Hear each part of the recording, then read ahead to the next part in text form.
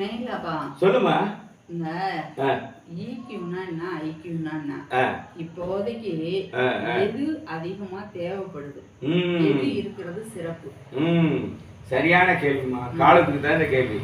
யாரு ஆற்றல் இருக்காருல்ல, இவரு கூட ஐக்கியூவை விட ஈக்யூ இப்போ முக்கியம். ஏன்னா திடீர்னு கோவப்படுறாங்கல்ல, அது கோவப்படக்கூடாது. சரியா? அம்மா மாதிரியா? சரி, கோவப்படக்கூடாது. ஐக்கியூ என்பது புத்திசாலி அளவுகோல், அதாவது நுண்ணறிவு அளவுகோல். ஈக்யூ என்பது எமோஷனல் கொஷன், அதாவது மனவெளிச்சி வெளிக்காட்டுறோம் இல்லையா, நம்ம உணர்வுட அதனுடைய அளவுகோல். இது வந்து பாத்தீங்கன்னா இந்த காலத்துக்கு ஐக்கியூ இருந்தா தான் அறிவாளின்னு சொல்லுவாங்கல்ல. இல்ல இல்ல இல்ல, ஐக்கியை விட வெற்றி பெறு ஒருவன் வெற்றியாளனாக உயர்வதற்கு வருவதற்கு ஈக்யூ முக்கியம் ஐக்கியூவை விட.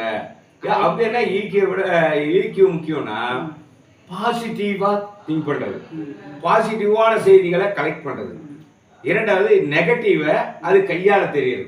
நம்ம எல்லாருமே பாசிட்டிவா இருப்பான்னு சொல்ல முடியாது, நெகட்டிவ் பர்சன் இருப்போம், அவங்க கையாள தெரியுது. இரண்டாவது லிசன் பண்றது, லிசன் பண்ணா அடுத்தவங்க சொல்றதை கேட்டு முடிவெடுக்கும் திறன். அது அந்த இது அதான் லிசன் பண்ணி இது பண்றது. மூன்றாவது பாத்தீங்கன்னா என்னப்பா எடுக்கிறேன், அதாவது மூன்றாவது தவறு நேராம பார்த்து, தவறு அது ஒரு பெரிய. ஏன்னா ஆத்திரக்காரனுக்கு புத்தி மட்டு அப்படின்னு கேட்டுருக்கோம். ஆத்திரம் அந்த எமோஷனல் இருந்துச்சுனாக்க தப்பு நடந்துடும். ஆனா ஈக்யூ இருந்த தவறு நடக்கிறது மிக மிக குறைவு. இதெல்லாம்.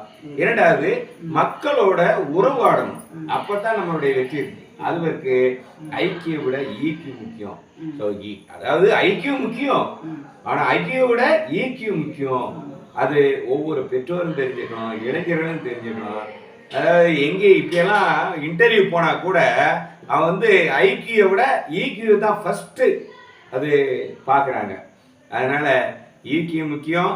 பெற்றோர்களே, உறவுகளே, பிள்ளைகளை அன்பா, அது ஆதரவாக, அது என்ன பொறுமைசாலியாக, சரியா, பிறருக்கு மதிப்பு தரும்படியாக வளர்த்து எடுக்கணும். அறிவும் வேணும், இரண்டும் வேணும். அறிவும் ஆற்றலும் எல்லாம் ரெண்டும் இருந்தால்தான் நம்ம வெற்றி பெற முடியும்.